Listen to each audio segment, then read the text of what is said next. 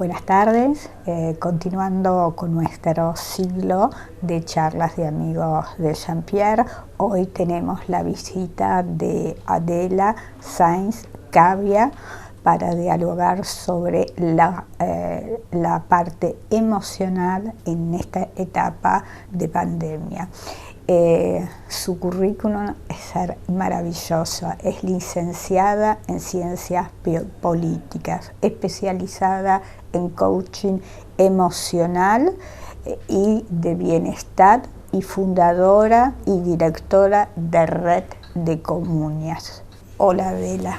Hola, ¿cómo estás? Bienvenida a Jean-Pierre. Muchas gracias. Y muchas gracias por sumarte a nosotros en esta nueva propuesta. Quería que me cuentes un poco cómo está viviendo la sociedad esta etapa que es la pandemia y que de alguna manera nos tenemos que acostumbrar a vivir, porque no es algo que se va a ir y tampoco que se va a solucionar con la vacuna. ¿Por qué no nos contás un poco? Bueno, gracias primero por la invitación, un placer estar acá contigo. Como decís, la pandemia llegó para quedarse, posiblemente la tengamos mucho tiempo y si bien hay mucha expectativa puesta en la vacuna y en que eso posiblemente colabore, la realidad es que soy de la idea que frente a situaciones de mucha dificultad, los que tenemos que adaptarnos, flexibilizarnos y cambiar, en todo caso, somos las personas, cada uno de nosotros, adaptarnos a la situación, ¿no? Porque a veces la situación no cambia o demora en cambiar y nosotros no podemos parar nuestra vida por esto. Una cosa que se está viendo con la pandemia, que seguramente a vos te pasa, me pasa a mí, nos pasa a todos, es muchas emociones juntas, ¿no? Estamos como en una vorágine de emociones que pasamos de mucha angustia, mucha incertidumbre, incluso miedo real, y el miedo en este caso tiene un sentido porque podemos, o sea, no me quiero poner extrema, pero sabemos que podemos morir, ¿no? de esta enfermedad. Entonces, son emociones muy fuertes que además las personas tenemos muy arraigadas, ¿no? Porque el miedo es una de las emociones más antiguas y más como originarias de las personas, entonces nos remite a una situación que bueno, tenemos que atravesar, ¿no? Entonces, siempre cuando hablamos del miedo o de la angustia o de la incertidumbre, una cosa que decimos es, no es que hay que negarlo, sino que hay que fortalecerse para atravesarlo, ¿no? Porque no te podés quedar a vivir en el miedo, tenés que seguir adelante.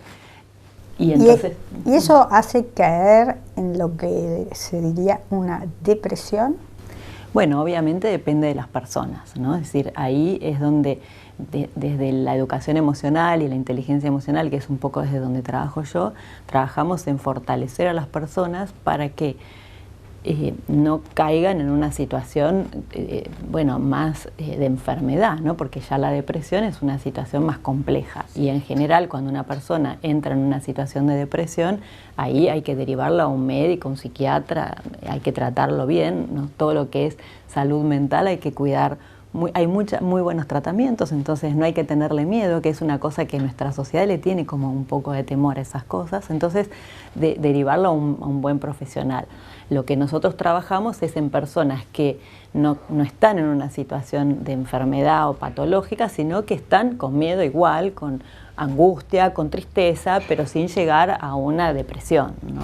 ¿Y qué aconsejas? ¿Qué ítems? Algunas, vistes, recetitas caseras o recetas profesionales podía dar para nuestros amigos de Jean-Pierre? Bueno, lo primero es amigarnos con nuestras emociones. Una cosa que nuestra cultura tiene como las emociones como tienen como muy mala prensa, ¿viste? Es como que cuando alguien dice es muy emocional, no está muy bueno, ¿no? Entonces, por un lado, amigarnos con las emociones que estamos sintiendo. Un poco en la idea de que si uno niega una emoción, lo más probable es que ésta no desaparezca, sino que se vaya como haciendo cada vez más difícil de tramitar. Entonces nosotros hacemos mucho hincapié en reconocer la emoción que estás sintiendo, ponerle un nombre, incluso a veces hacemos este juego, ¿no? Es decir, ¿qué estás sintiendo? ¿Cómo se llama esa emoción? ¿Con qué lo relacionás? Y una vez que ya le empezaste a dar una forma, en general es más fácil fluir de esa emoción hacia otras, ¿no? O sea, como primero, y también aceptar que estás sintiendo eso. Es decir, en este momento de tanta angustia, negar que estamos angustiados no es la solución. La solución pasa más por decir, estoy angustiado, porque la verdad que esta es una situación que genera angustia, y una vez que uno reconoció que está sintiendo eso, incluso lo habló con alguien, ya empieza como a disolverse un poco, ¿no? La otra gran cosa que me parece fundamental y que nos está costando un poco en la pandemia es compartir con otros, ¿no? Es decir, cuando uno siente emociones muy fuertes y negativas como estas que estamos hablando, si se queda encerrado, se queda solo o se lo queda así como rumiando esa sensación, tampoco está bueno. Siempre está bueno como, bueno, conversarlo con otro y no necesariamente obviamente con los terapeutas, si uno tiene un psicólogo, si uno un terapeuta, un coach, buenísimo, pero no es imprescindible eso. Es hablarlo con, no sé, con nuestros amigos, generar estos espacios, aunque sea virtuales, como para conversar de lo que sentimos, porque eso te da la idea de que no estás tan solo, porque eso que sentís vos le está sintiendo otra gente, y eso al ser grupal pasa una cosa rara con lo comunitario, ¿no? ¿Y cómo trabajas? ¿Individual o a través de grupos? En realidad podemos trabajar de las dos formas. Yo trabajo mucho a nivel individual, haciendo coaching individual, sobre todo en personas que están en posiciones de liderazgo, no sé, niveles gerenciales de empresas, CEOs o accionistas, dueños a veces de empresas. En ese nivel en general se trabaja mucho a nivel individual, pero también trabajamos a nivel grupal, por ejemplo en equipos de trabajo para mejorar la comunicación del equipo, para mejorar el rendimiento, la motivación, también para tramitar un poco todo este peso que estamos teniendo de tantas cosas que estamos haciendo a la vez y que de alguna manera a veces perdemos efectividad en lo laboral, ¿no? Entonces, ¿cómo hacer para encontrar el eje y saber distribuir un poco nuestro tiempo entre, el día a día de la vorágine y el trabajo y las cosas que tenemos que producir, ¿no? Para vos, ¿qué es la inteligencia emocional?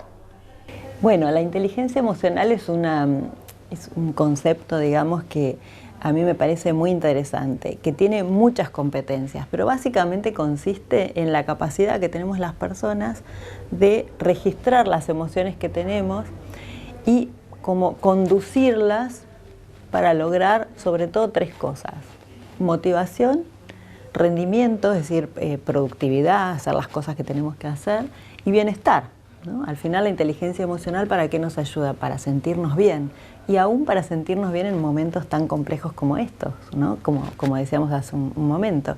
Si yo solamente me dejo llevar por la situación, obviamente me va a costar mucho estar bien y tener un poco de bienestar, estar contento, estar entusiasmado, seguir teniendo proyectos. Entonces, justamente la inteligencia emocional lo que hace es trabajar, sobre todo, en el desarrollo de esas fortalezas que tenemos, que tienen que ver con gestionar esas emociones y conducirlas, digamos, hacia cosas que nos producen más bienestar. Incluso trabajamos con un concepto que es el de autonomía emocional, que es no estar solo dependiendo de que las buenas noticias vengan de afuera para yo sentirme bien, sino ser yo el generador de mi propio bienestar, ¿no? Hacer las cosas que me gustan, juntarme con las personas que me hacen bien y no con las que me hacen mal, ¿no? Como ser generador de nuestro propio bienestar, ser nosotros los promotores, digamos, de eso. ¿Por qué no nos contás de lo que sos especialista, creadora de redes de Comuña? Bueno, Red Comuña en realidad es una red de profesionales que trabajamos en empresas en general y en otras organizaciones, también en organizaciones sociales, para trabajar todos estos temas. Básicamente lo que hacemos es o acompañamiento individual como coaching, como te decía antes, o también talleres para trabajar estas competencias emocionales. Entonces, a través de encuentros grupales, lo que hacemos es que las personas puedan desarrollar esta capacidad de autoconocimiento, esta capacidad de generarme mi propio bienestar, de gestionar estas emociones difíciles, de fluir de una emoción difícil a la otra. Y todo esto que te lo digo suena fácil, pero todos sabemos que no es tan fácil. No es tan Entonces, fácil. por eso, claro. Adela, fue un placer haberte tenido acá. Gracias por acompañarnos y nos dejaste unos muy lindos ítems para tener en cuenta. Un placer. Bueno, no, gracias a vos por la invitación y un placer acá charlar contigo y de estos temas que, como decís, son tan importantes en este momento, ¿no? Sí. Bueno, un beso y esperemos que la gente tome conciencia, aunque sea de un 10% de todo lo que has explicado, porque una cosa que me llamó la atención fue que los padres transmiten a los hijos y los hijos son los que la pasan al final mal porque ven a sus padres mal emocionalmente y de varios... Que de hecho eso es interesante porque una cosa que sabemos de las emociones es que son muy contagiosas. Cuando uno está, como el virus. Exacto. Entonces, cuando uno está en una emoción positiva y está alegre y contento, y qué sé yo, y es el jefe en una empresa y tiene un montón de gente a cargo y llega a la empresa, todo el mundo mira al jefe y dice, ah, hoy va a ser un buen día. Lo mismo con un papá o una mamá. Cuando uno tiene un muy mal día y no hace algo como para trabajarlo y tiene un lugar de referencia, sea como padre, madre o como jefe en un grupo, eso también se transmite a la gente, ¿no? Porque el líder tiene un poco esa responsabilidad de ser el que lleva adelante emocionalmente al equipo, a la familia o lo que sea. Bueno, se dice que el líder tiene que tener un buen equipo para que los demás puedan seguir. Es decir, yo pondría en mi escritorio, se aceptan cosas positivas, las negativas no. Porque pienso que es muy importante fomentar la onda positiva y que todo no es eterno, pasa y pasa por uno, los cambios. Tal cual, y que una cosa más que es, todo pasa y está bueno que todos podamos haber aprendido algo de eso que pasó y que yo haya salido como más fuerte, mejor persona, con más competencias, ¿no? Yo te garantizo que después de mi accidente realmente aprendí un montón y crecí desde el punto emocional y me pude desarrollar en muchas otras áreas que no tienen nada que ver con mi profesión. Bueno, ves, ahí está el ejemplo de un poco de lo que yo digo, que a veces dicho solo queda como en palabras, pero cuando vos pones como vos tu ejemplo y sabés qué pasó y todo lo que aprendiste y todo lo que desplegaste, ahí es donde me encanta, porque se produce esa magia, ¿no?